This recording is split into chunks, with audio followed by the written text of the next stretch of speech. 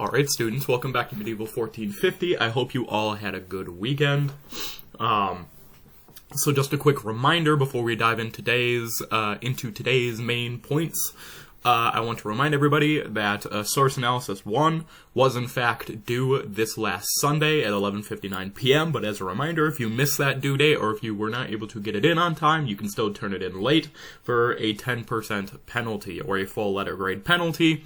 Make use of that. Once again, I strongly stress students never take a 0 in this class. There should be no reason why, especially because you have that additional week.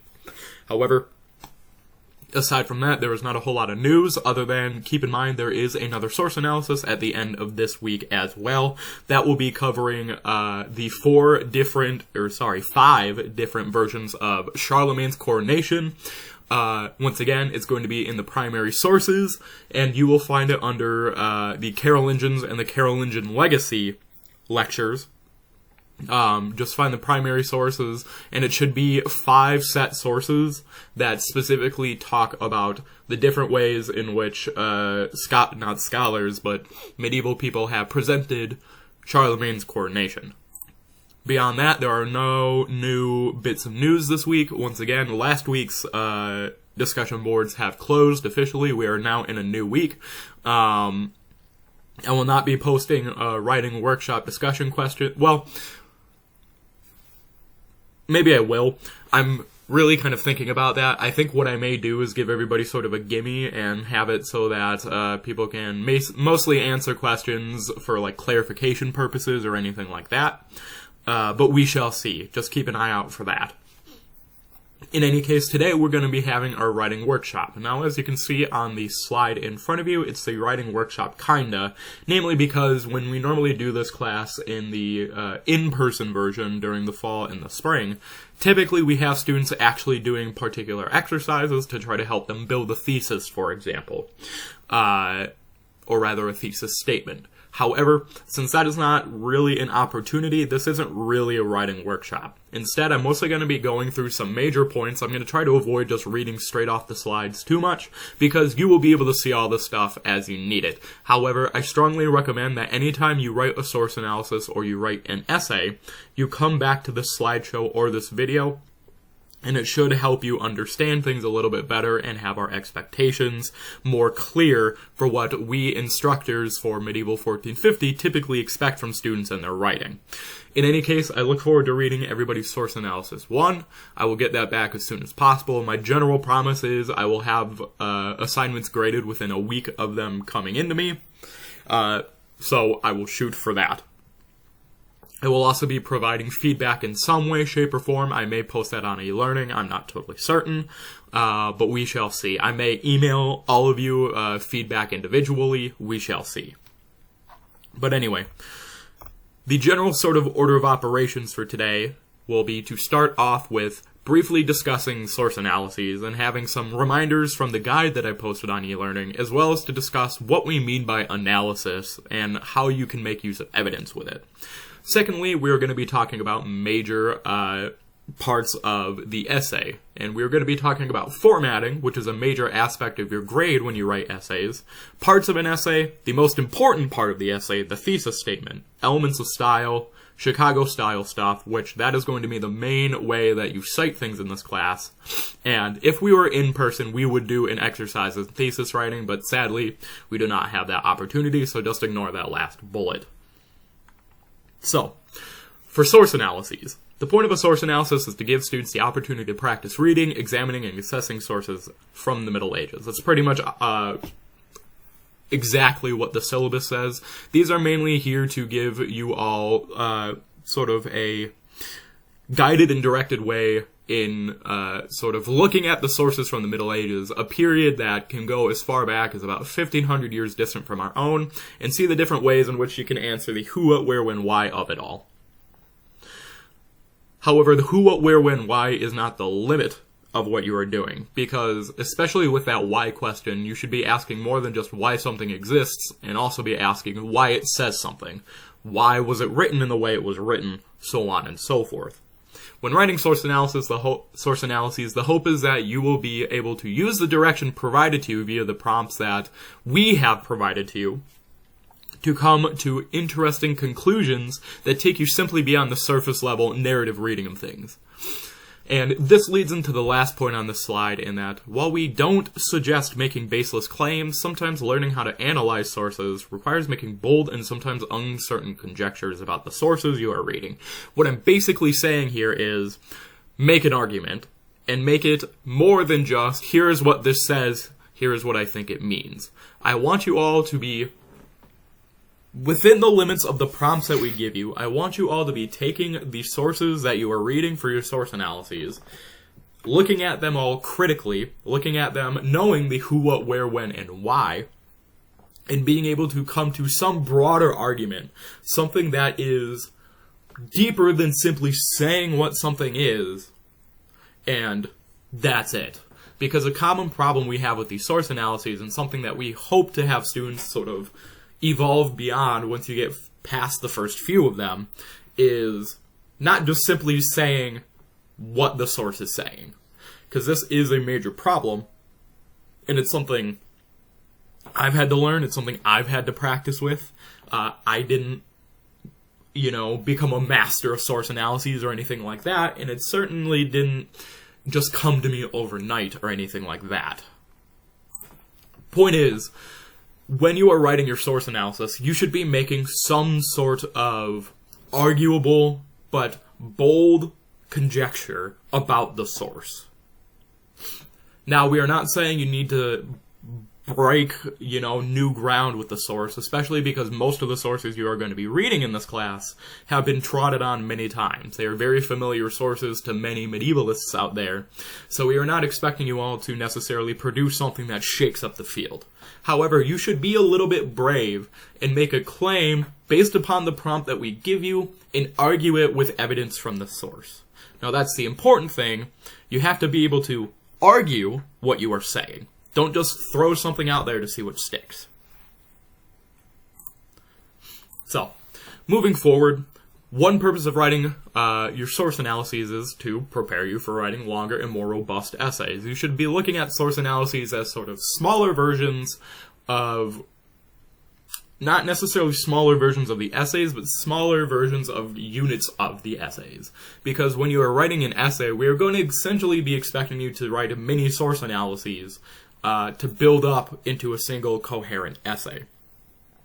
But some important things to keep in mind whenever you are writing a source analysis and when you are writing an essay. Pay particular attention to this first one that I have right here, this very first bullet point. And in fact, what I can do is just simply highlight it. Oh, that comes through terribly. But point is,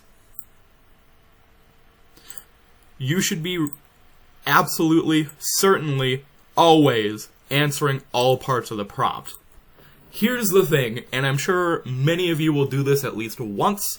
It's totally normal and it happens, but I want to try to nip it in the bud now.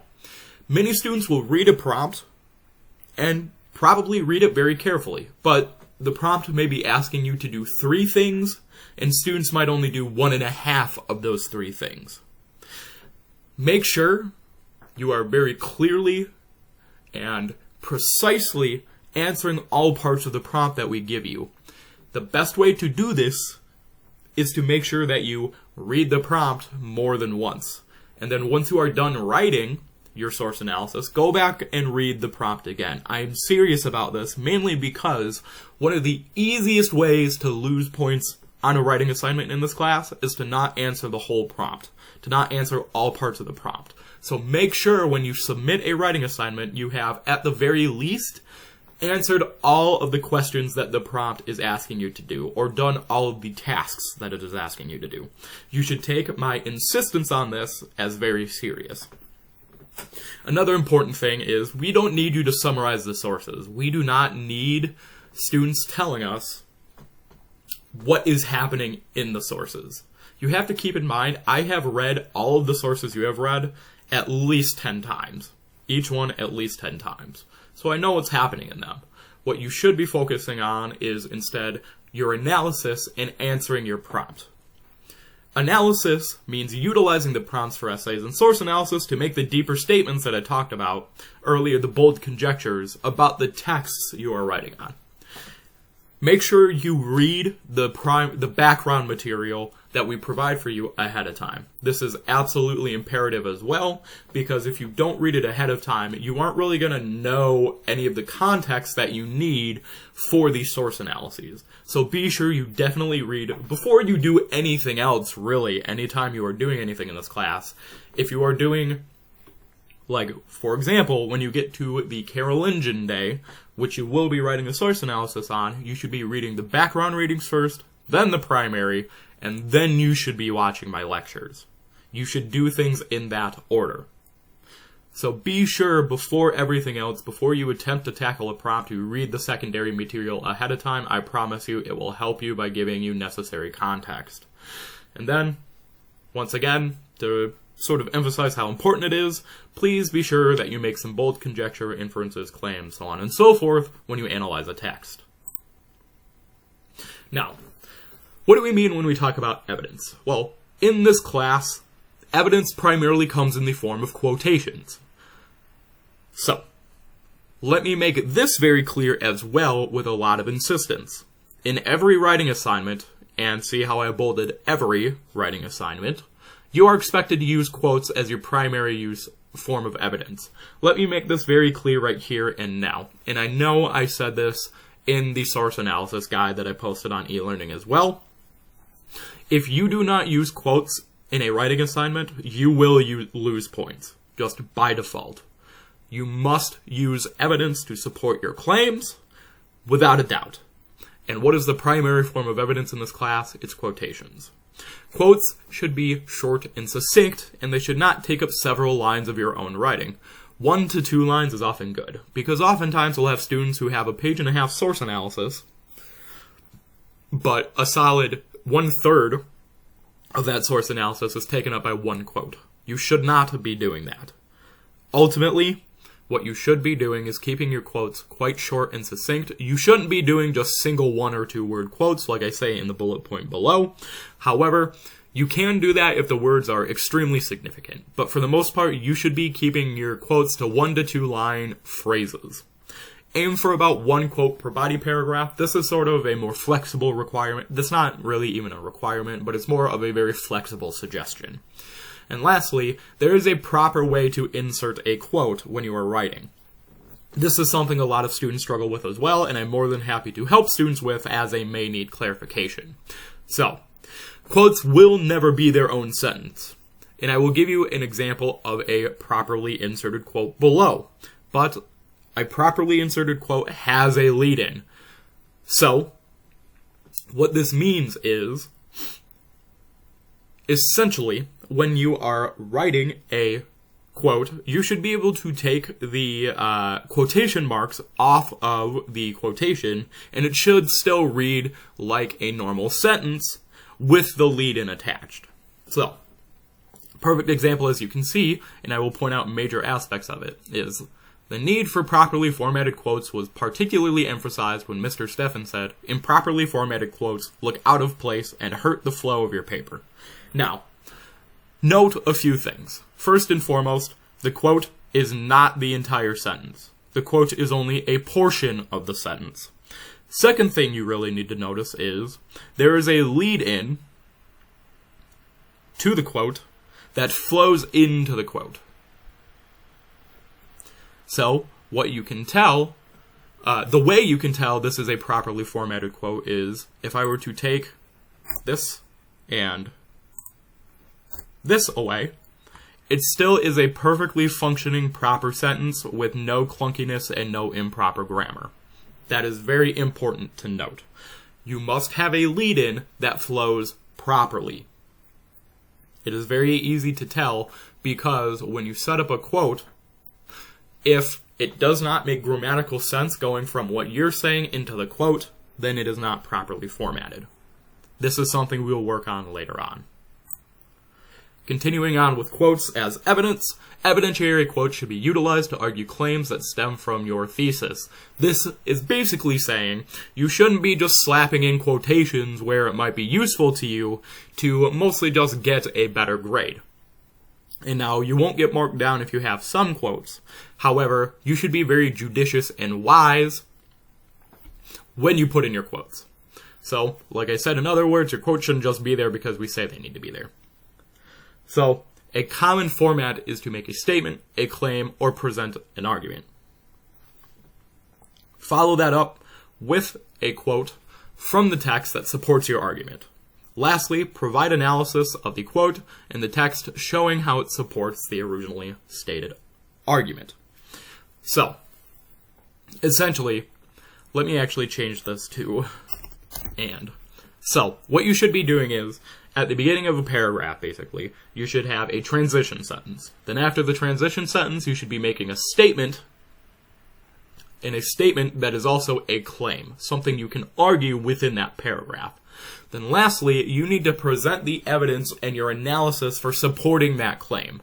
So once you have made the claim, you should be following up with a quote that illustrates whatever your claim is, and then you should be providing analysis, your own words explaining why that quote demonstrates what your claim says. Really, it's a very logical system once you get used to it and you have practice with it. The point is, quotes should serve the purpose of demonstrating how your thesis and its constituent arguments are supported by the text. Fundamentally, that is the purpose of having quotes, because they are evidence. Main thing to take away from all of this is your quote should be properly formatted. All of your writing assignments must have quotations, source analyses, and essays. And then lastly, your quotes shouldn't just be in there because we say they're there. They should also be supporting your argument. This will help you build up a general idea of how you can write a critical essay by making a claim, presenting the evidence, and then analyzing the evidence in your own words. Now let's move on. We'll get away from talking about evidence and all of that. Keep in mind, though, all that I talked about with evidence, even though it follows the source analysis discussion, all of that stuff applies to the essays, and in fact is perhaps even more important in the essays, namely because the essays are worth a much larger percentage of your grade individually than individual source analyses. So, general stuff to know about the essays. First and foremost, in this class, you will write 2 formal essays, one on Hropkill Saga, and one on either Song of Roland or Poem of the Cid. So, everybody in this class will be writing on Hropkill Saga. There is no question to that. No one can dodge out of that. However, you will have a choice of either the Song of Roland or the Poem of the Cid, whichever one you may like more, or you can do a comparative prompt. I will almost certainly have a comparative prompt. Essays are an absolute minimum of 3 pages in length. This means that if your essay is less than 3 pages, you will lose a minimum 5% from your grade. Keep this in mind. All you need to do is reach 3 pages, and then you have a guaranteed 5% of your grade covered. However, being less than 3 pages, even really 2 or 3 sentences, if there's one thing I'm stringent on in this class, it is page minimums. Reach the page minimums. All you need to do is reach 3 pages. Less than 3 pages will result in a 5% loss in your grade. Essays constitute some of the largest portions of your grade, once again 20% each. Therefore, we strongly suggest you take advantage of every resource you have available to assure that you are writing as best an essay as possible. If you write 1 or 2 bad source analyses, you also need to keep in mind that's only about 3 or 4% of your grade. As long as you turn in all of your source analyses, having one that's a C or a B really will not affect your grade overall, maybe by like 1%.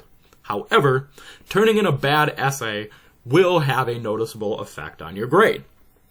Therefore, first and foremost, we, or rather I, as your sole instructor, will happily answer questions, look over drafts, and answer or offer suggestions. This also applies to source analyses.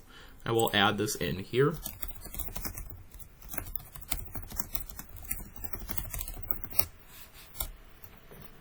There is also the Writing Center. However, this slideshow was made pre-COVID, so you cannot actually physically go to the Writing Center anymore. However, if you look in the syllabus, I put a link to the website where you can go and set up an appointment to talk to somebody digitally. And then lastly, all of the following information I'm going to be showing you is condensed into a Word document similar to the source analysis guide. so keep an eye out for that. It might already be posted on e-learning, in fact. So that's just the general stuff to get out of the way. Now let us move forward. So formatting.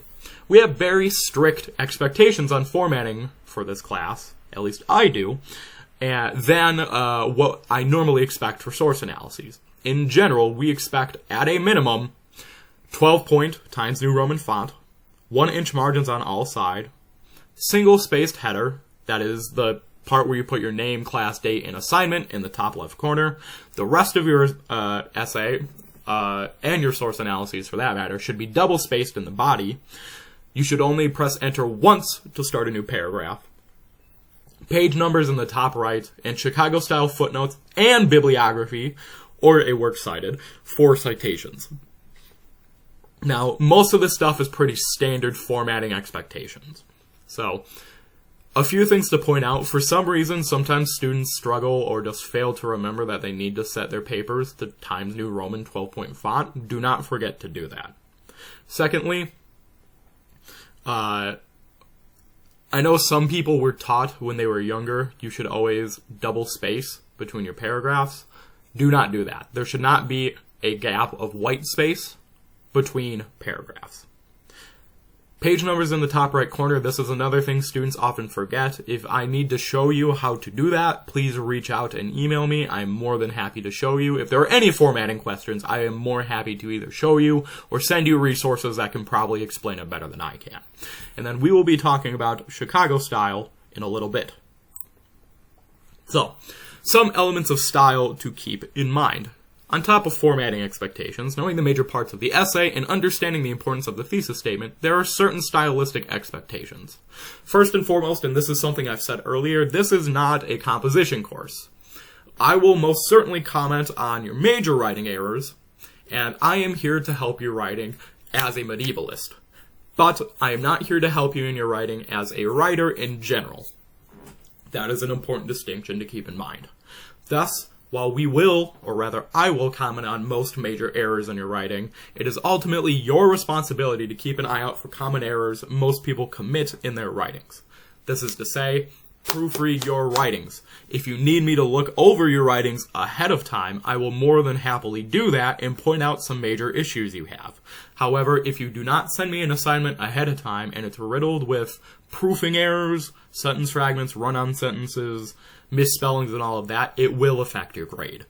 Easy way to get past this is to do multiple readings of your essays. You should probably be proofreading all of your essays at least twice. And then, if you are still concerned, send me within 24 hours of, or rather, send me at least 24 hours ahead of time your essay, and if you are having concerns about proofreading, I will help you then. However, once the essay is turned in, I cannot help you after that. It will have an effect on your grade. So, essays, elements of style continue, so things to look out for. As I said, proofread. There's no excuse for there to be numerous basic spelling errors in your writing. If it's a confusing medieval name or term, I will let it slide. However, basic spelling errors should not be occurring. Very easy to simply take care of this by reading the essay 2 or 3 times. Carefully reading it 2 or 3 times. In fact, I suggest if you have the ability to, print out your essay, take a pen to it, and mark up any spelling errors you have with a red pen. If you can't do that, which I personally do not have a printer at home that I can use, my way of dealing with proofreading is I read my essays out loud relatively slowly. It works very well for catching major spelling mistakes and grammatical errors. Once again, quotes ought to be kept to 1 to 2 lines at a time. Watch out for and avoid sentence fragments and run-ons. Simple and clear and clunky language is always preferable to stylistic and unclear language. Always opt for the former, not the latter. You should be getting your point across relatively easily with relatively clear language. Avoid jargon at all costs, and avoid, really, if you can say something in 5 words, don't say it in 10. It comes down to that. And lastly, and this is a major thing and a personal pet peeve of mine, avoid making too close of comparisons between modern times, or really anything more than 100 years after what we are talking about in the Middle Ages. Namely because it's really easy to overstate how similar a different time period is from, or it's very easy to understate how different a time period is from the Middle Ages, especially now. There are some things that have remained, yes. There are certain elements of our culture that are rooted in the Middle Ages. However, for the most part, we live in a drastically different, not necessarily better or more modernized time period, but certainly a drastically different time. So I would strongly suggest avoid making mentions or padding your essay with comparisons between now and then. Just trust me, it is for the benefit of the argument. Now, there is a guide on this. There is a guide on Chicago-style citations. However, before we get into that, I have some reminders on plagiarism. First and foremost, there is a zero-tolerance policy on plagiarism, and I have every right to determine whether to report cases of plagiarism to the Office of Student Conduct. Furthermore, I do not need to tell you if I've reported you to the Office of Student Conduct. That is not me, trying to frighten you. Genuinely, if you are found plagiarizing, I have the choice of 1, outright failing you, 2, only failing you for that assignment, and 3, whether or not I take action by reporting you, and I do not need to tell you if I've taken action. I am under no obligation to do that. I almost certainly will, but, once again, I am under no obligation to alert you to the fact that I've put in a report for plagiarism. Any quote you make that references the text for your essay must be properly cited via Chicago-style footnotes and bibliography. That is to say, if you make reference to something in Song of Roland, you must provide a citation for it. I must know, via Chicago-style, what book you got it from, namely Song of Roland, and what page. This class is also designed so that you do not need to do any secondary research for your writings in this class. The most secondary reading, the most background reading you should ever be doing for anything in this class is purely what we provide for you. You do not need to go on to JSTOR and find articles written by scholars. You don't need to look on Encyclopedia Britannica or anything like that unless you want something for clarification or anything like that. However, you should be able to, with everything we provide for you, and with nothing outside of what this class gives you, be able to write your source analyses and essays. However, if you feel so obliged to make use of materials outside of that which is required or provided by the course, you must, under every and all circumstances, provide some form of citation. So, this includes direct quoting, paraphrasing, repeating the idea of an outside source, etc. Anything that takes an idea from another source that is not your own, you must provide a citation. This rule applies to all sources, including but not limited to online dictionaries, encyclopedias, Wikipedia, SparkNotes, YouTube, GradeSaver, and so on. Review the syllabus or reach out to me if you have questions. And the best advice I've ever gotten about this, if you're ever worried that what you're doing could be construed as plagiarism, when in doubt, provide a citation. It's that simple. So, in this class, we expect students to utilize Chicago-style footnotes and bibliography format for all of their essays. Please note, when we say Chicago-style footnotes and bibliography, that means there are 2 elements to your citations. There are footnotes, and there is a bibliography. Once again, there are resources online to explain this to you in the writing workshop module. This will make it as clear as possible. Many of you have never even encountered Chicago-style footnotes and bibliography. Therefore, we are not expecting any of you to be perfect with these. However, when you are doing Chicago-style footnotes and bibliography, you must make an earnest attempt at it. Any other form of citation, that is MLL, APA, etc., are disallowed, or is disallowed. It must be, without a doubt, Chicago-style footnotes and bibliography/works cited. This means there will never, ever be any in-text citations. I should never look at a source analysis, or rather an essay, and see in parentheses an author's name, comma, and then a page number, end parentheses. that will not fly. You will lose points if you do not make an attempt to do Chicago-style footnotes and bibliography. Once again, there is a guide on e-learning to show you how to properly insert and format Chicago-style footnotes and a bibliography. And as a reminder, bibliographies are always put at the very end after the last page. So keep that in mind.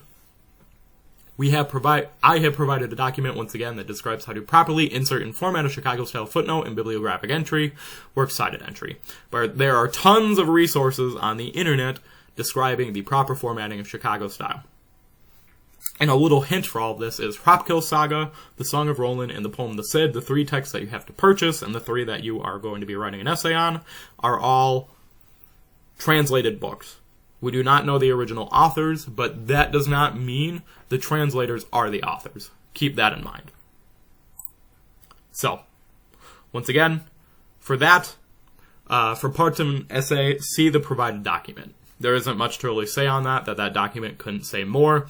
It's on e-learning under the Writing Workshop module. And then lastly, the most important part of the thesis statement. Or rather, the most important part of the essay, the thesis statement. So, thesis statement, above all else, is the single most important part of your essay. There's no need for suspense. That is to say, when you are writing a formal essay, you should make it as clear as possible, as soon as possible, what you are arguing and how you are arguing it. Almost always, the thesis statement will be in the introduction paragraph of your paper. Most people like to put it at the end, but it could be in the middle. It's up to you. A good thesis statement takes many forms, but it's best to be as clear as possible rather than stylistic and unclear. And then lastly, without the thesis statement, your paper has no direction, or as some people like to call it, no roadmap.